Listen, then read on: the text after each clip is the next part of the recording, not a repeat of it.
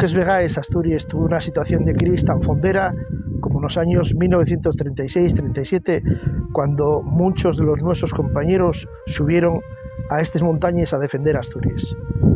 Hoy la situación de crisis de Asturias es preocupante. Por eso, igual que en el 37, André Chastur defiende que la única solución es la misma respuesta que se dio en aquellos tiempos: la constitución de un frente amplio, asturiano, de izquierdas, sobre unos puntos mínimos para la defensa de nuestro futuro. Solo así conseguiremos lograrlo.